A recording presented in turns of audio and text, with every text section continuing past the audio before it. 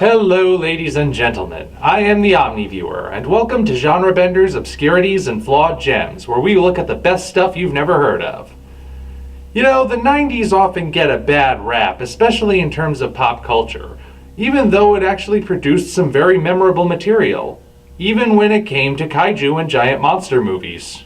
Sure, it was the decade that gave us the TriStar Godzilla, but it also gave us Jurassic Park, Lake Placid, Tremors 2 Aftershocks, and the Heisei era of Godzilla movies. That's not a bad track record, all things considered. It also gave us a movie that, unfortunately, was overlooked in its time, largely thanks to getting lost in the shadow of Roland Emmerich's Godzilla and James Cameron's Titanic.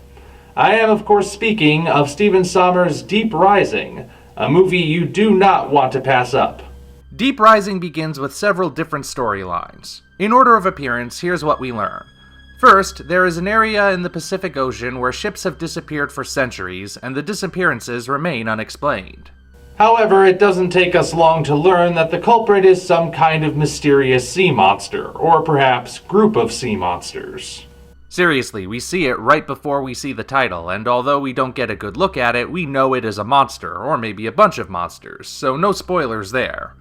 Second, we see a rickety old piece of crap boat that looks to be made mostly of duct tape, Bondo, and used car parts, crewed by John Finnegan, Joey Pantucci, and Layla. Just Layla.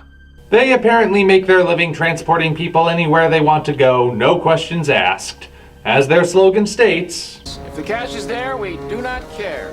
Finnegan is starting to wonder if he should care, however, since he's transporting a group of what appear to be ruthless mercenaries led by a man named Hanover to a random point in the middle of the ocean. Third, we see what's waiting at that destination, the luxurious cruise ship Argonautica on its maiden voyage.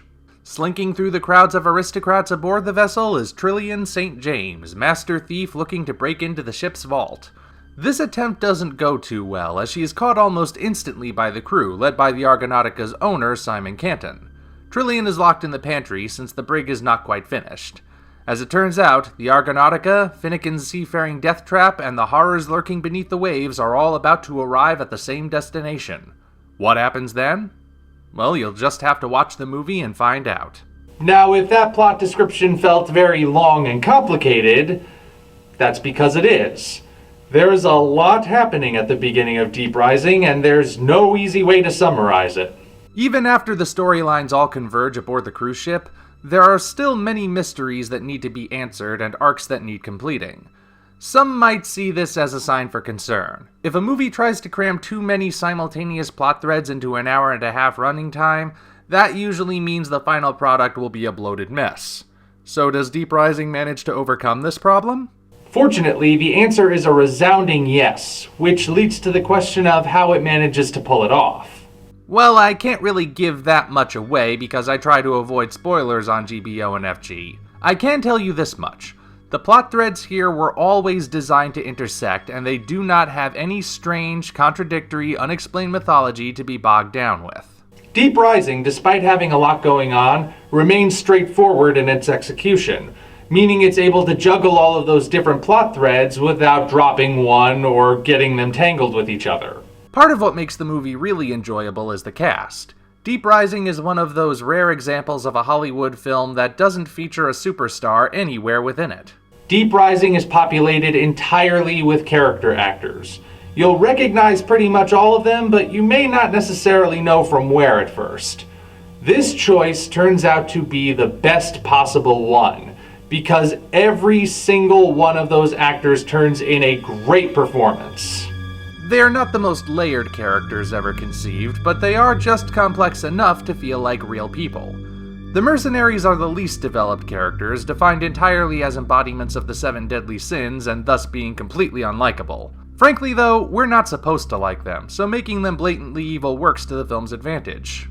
It even creates an interesting metaphor for Finnegan's life, as his apathetic business outlook has allowed wickedness to guide him down the wrong path and bring him to a terrible place. In a way, this movie has a subtle depth to it that slowly rises into view after you watch it and think about it. Holy crud, I just realized the title might have a double meaning. What about the monster, or monsters, perhaps? Well, I admit that the CGI used to render them has not aged very well. They can look kind of cartoony depending on the shot. What can I say? That happens sometimes. However, it's the design and the performance which matter the most, so let's see how they fare in that regard. What we have are swarms of tentacles that can bend steel, each one ending in a gnarly toothed maw that swallows you whole and digests you alive.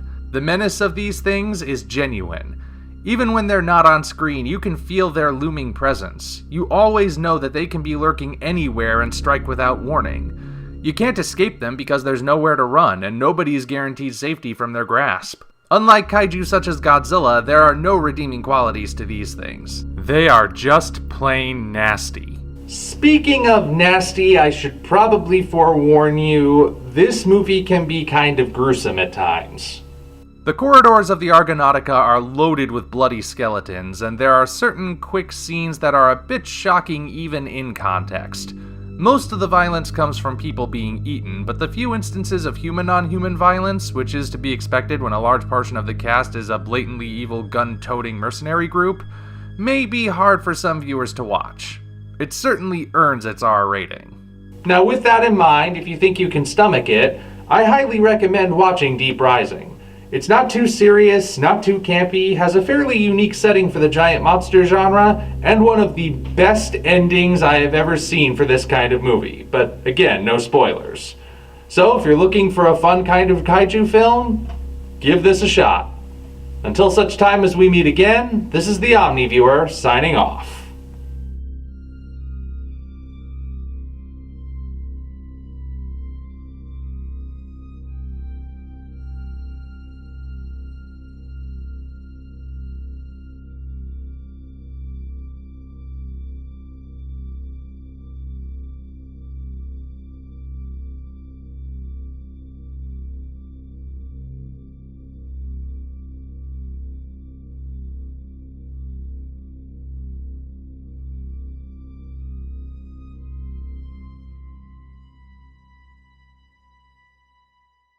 What you got there?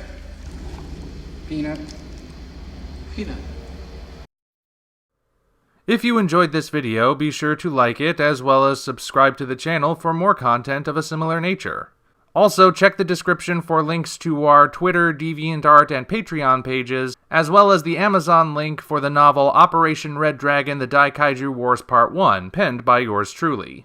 Thank you all, and we appreciate your support.